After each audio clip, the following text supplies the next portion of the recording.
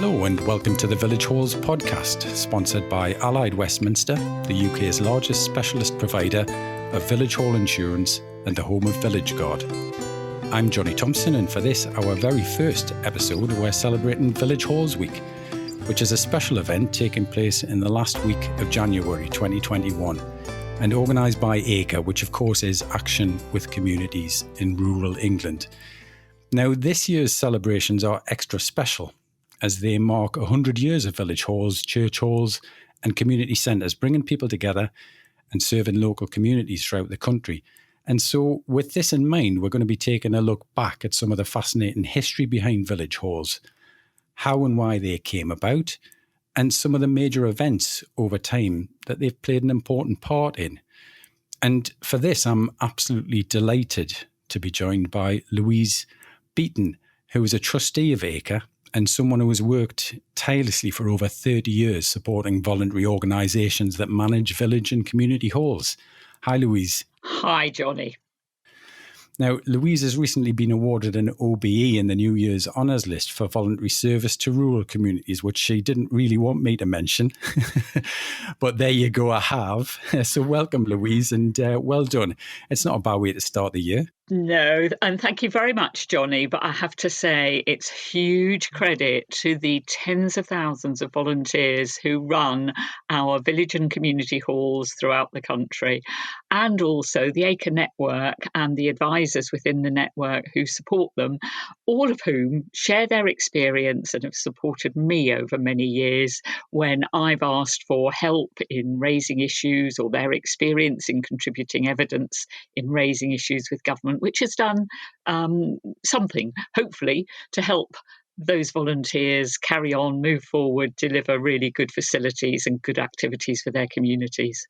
Fantastic. Well, congratulations to you all in that case for the award. Now, before we start talking about the history of village halls, Louise, tell me a little bit more about yourself and in particular, kind of what's behind your passion for local communities. Well, I dare say you could say it goes back to when I was about 8, when my Aunt Doris ran the Friends and Neighbours Club in a little village called Beatley in Norfolk. And I would help her by reading out the bingo numbers, the Friends and Neighbours. And of course, at the time, I didn't realise how important that was. But when I came to start working with village halls later on, and I reflected back on that, what really struck me was the chat, the way people really appreciated being brought to the hall, getting together, and just how important that was for people. And of course, I then understood that actually my uncle, my grandfather, had helped with the building of that village hall. And I later met the people who were running the village hall now. So it was all about the people. And as I started working with village halls, you have to admire the enthusiasm, the passion, the devotion that they put in over many years, and the sheer range of activities that go on in village halls. The more you get involved, the more passionate you get. Yeah. No, brilliant. So thanks to Aunt Doris. And it's funny, it's a similar experience for me because one of my first memories of village halls was my grandmother going to the local bingo as well. And it was such a release for her, I remember, to kind of just get away and to spend a little bit of time out of the house and to spend time with her friends. So yeah, I know exactly what you're talking about there. Anyway, onto the last 100 years, which I'm sure many people listening who've come across you before, Louise, will know you well. But perhaps one thing they don't know is that you love to delve into some of the history of village halls. And there may even be a book planned, possibly in the future. There is that during the course of this centenary year of the National Village Hall Service is being put together. So by next year that will be available. But there is a short history of village halls available in the report of the 1998 National Village Hall Survey. So there's information out there, and we're also building a centenary website, and there'll be more information about village halls on there. And fantastic. Anybody listening to this will also be able to go to the Acre Village Halls Week website and see a reference to a presentation put together by the Cambridgeshire Acre, which is about the history of village halls in Cambridgeshire, which quite interestingly mirrors the history of village halls nationally. This was a national movement. But if we went back to, say, the 15th, 16th century, the first village halls were really the market halls. And you can see an example of one of those at the Wealden Downland Museum, the Titchfield Market Hall, which was moved to the museum from Titchfield in Hampshire. And they were open underneath and with the meeting room above. And then it was the 19th century when Victorian philanthropists began to realise the need for a meeting place. And there were some magnificent halls built in the 19th century. At the same time, there was the creation of reading rooms and small chapel rooms. They tended to be very small facilities. So there was the beginnings of a sort of movement towards village halls towards the end of the 19th century. But it was really the First World War that was the impetus for the building of village halls. Lots of reasons for that. One was the awareness that many villages had lost a whole generation of young men, and their desire to provide a memorial in the form of a building, a war memorial hall. There was the drive to improve social and educational provision in rural areas. The development of the WIs were part of that, and they had nowhere to meet. There were returning servicemen who needed to get together. I mean, we now know about post-traumatic stress disorder. Yeah, that was absolutely. a serious issue that was sort of understood in its own way. And then there was actually the availability of old army and RAF huts, hospital huts, and many village halls were originally that kind of hut. And during the 1970s, 80s, and 90s, a lot of those have fortunately been replaced because they had come to the end of their life. But there are still one or two village halls that look modern, but in the middle of them there is an old army or RAF hut, which is rather nice. It's lovely to preserve that history. And what happened was that in the early 1920s, the newly formed National Council for Social Service set up initially a Village Clubs Association, which quickly became a Village Halls Department. And that was helped by grants from the Carnegie UK Trust and the Development Commission, which put forward a loan fund. And from then on, there was finance available to help with the building of village halls. So the 20s and 30s was the heyday, and the National Village Hall surveys we have conducted every 10 years since 1988 have shown that was the heyday of village hall building. And in the mid-1930s, that's when the powers were provided to local authorities to start providing grants for the building of community recreational facilities. So obviously, in the Second World War, there was a pause in the building of village halls, and right through until 1955, there were not the building materials available. So there were a few temporary village halls built by the National Council of Social Service, but it wasn't until the government introduced a grant scheme in 1955 that really the building of village halls got going again, and the replacement of some halls. And that grant scheme lasted until 1981, when the responsibility was passed over to local authorities with money in the rate support grant. Yeah. Well, I mean, you mentioned the Second World War there, and I guess even though, as you say, the kind of building was paused, I guess the village halls themselves must have played a significant role. I'm showing my age here and thinking back to the good old Dad's Army, and I remember the National Guard, as it was, that was a church hall or a village hall that it was actually set in. And I guess that's just an example, isn't it, of the kind of facility that the village halls have provided at moments of real national need. Absolutely. I mean, they were used for jam making by the WI, sort Yeah. of knitting garments for soldiers. But importantly, obviously, as a source of entertainment when people really needed entertainment, and some played a different part in the war effort. There's a record in a book by Gordon Welchman about the Enigma files of village halls in the Letchworth area of Hertfordshire being used as electrical sub-assembly factories. Wow. Yeah. So you can almost say that the village halls contributed to the winning of the war as Yeah, well. absolutely. Yeah. Wow, fantastic. And I guess then you take things through to the swinging 60s and the 70s and things.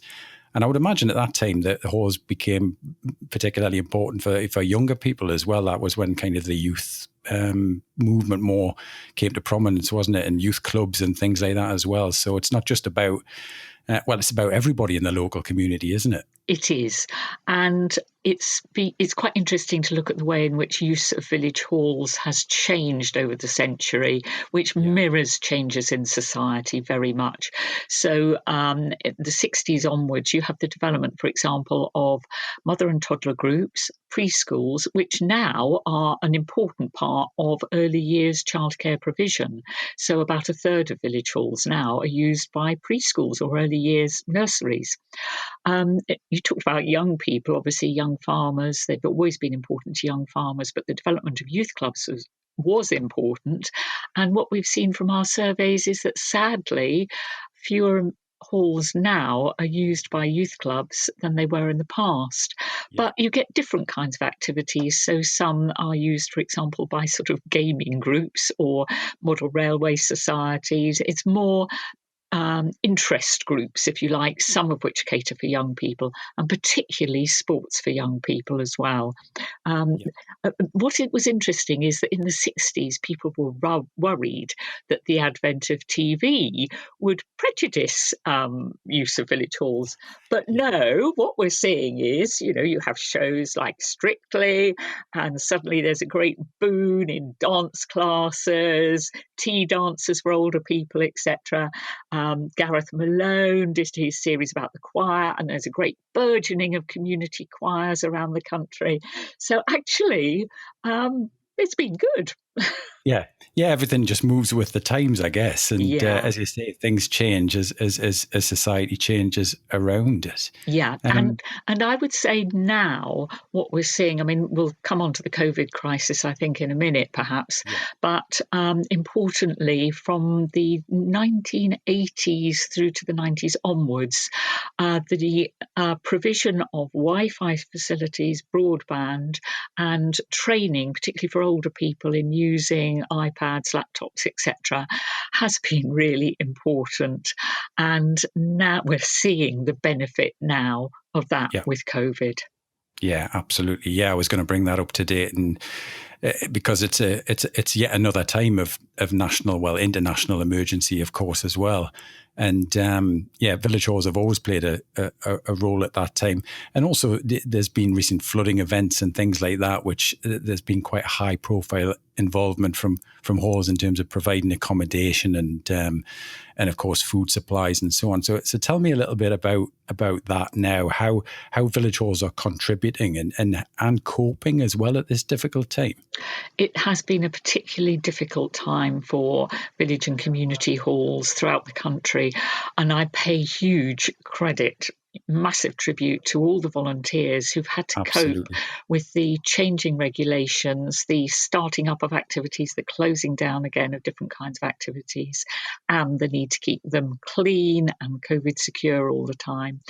And frankly, without the government grants to support them, this would potentially have been the death knell for some of the facilities, and particularly those that operate often on a sort of financial knife edge, relying on Yeah. fundraising, which hasn't been able to happen. So they have been doing very well. As you say, most village halls at some time or another have been used for some kind of emergency, whether it be flooding or snow or road disasters or whatever. Yeah. But they do play that important role. Um, with the COVID situation, many of them have actually been able to stay open for things like preschools, food banks, medical type provision, delivery of medical supplies. Some have actually had some slightly diverse uses, being used by local sewing groups, people to get together to manufacture PPE. Some have been used for training of healthcare workers because they provide a bigger training space.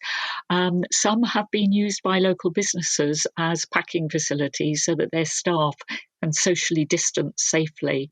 So, there's been a slightly diverse use of village halls. They have Yeah. played a part, and many have stayed open for certain activities. But the two difficult things I would say have been that the loss of things like dancers, wedding receptions, plays, concerts, all that kind of activity, film Yeah. shows, which bring people together, which Mhm. are a really important source of income for them.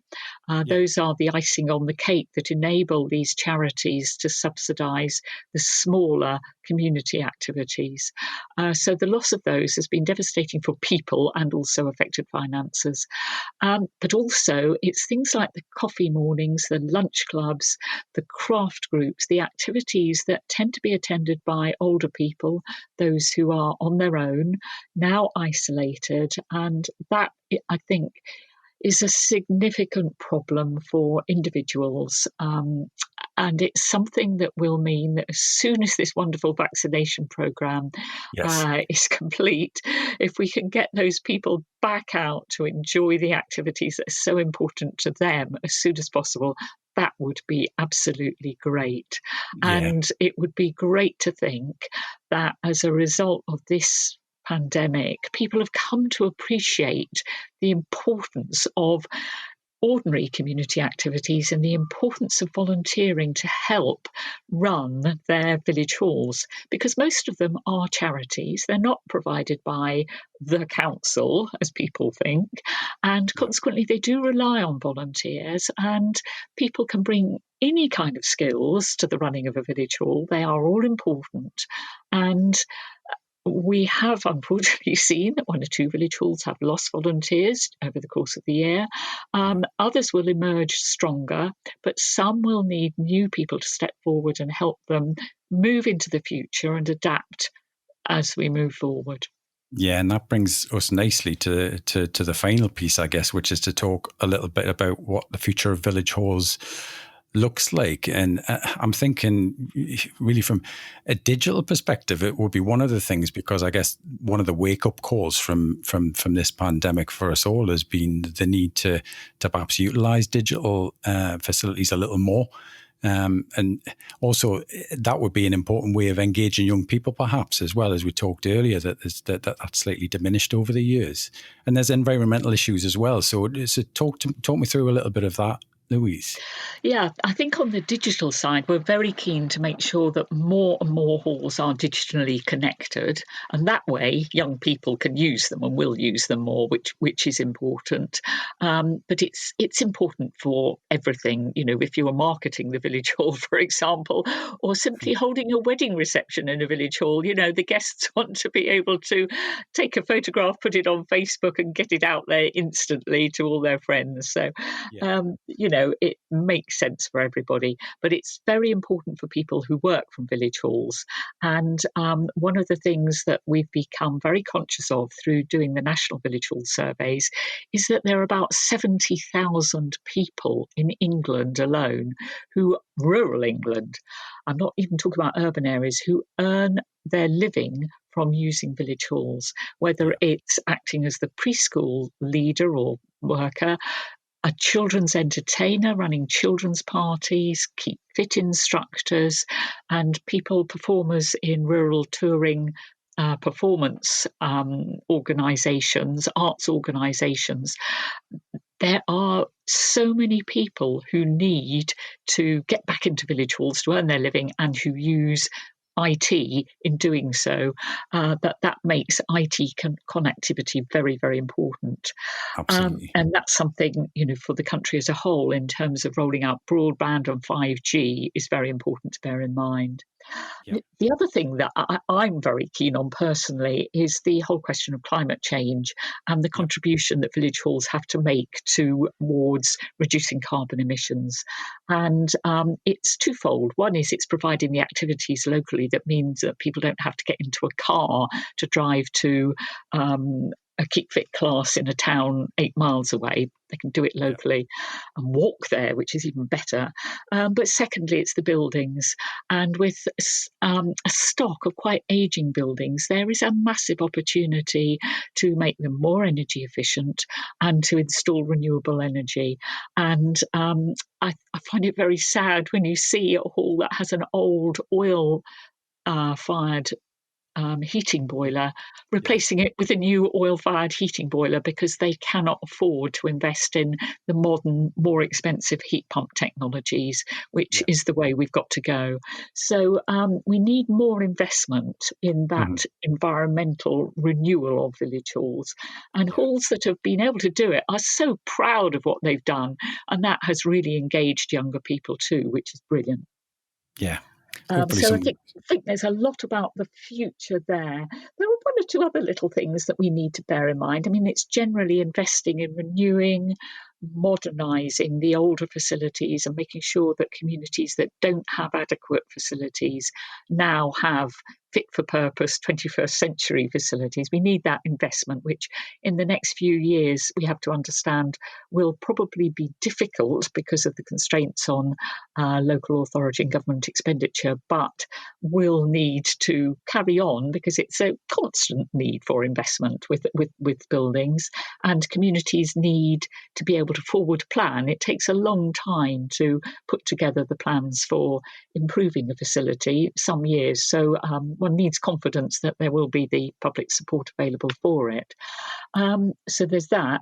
But I think we also need with it a sort of better understanding of the value of the people, the buildings, a better understanding of just how important they are to communities. So a sort of bit of a community resurgence, wrapping our arms around the volunteers who run our facilities would be just brilliant.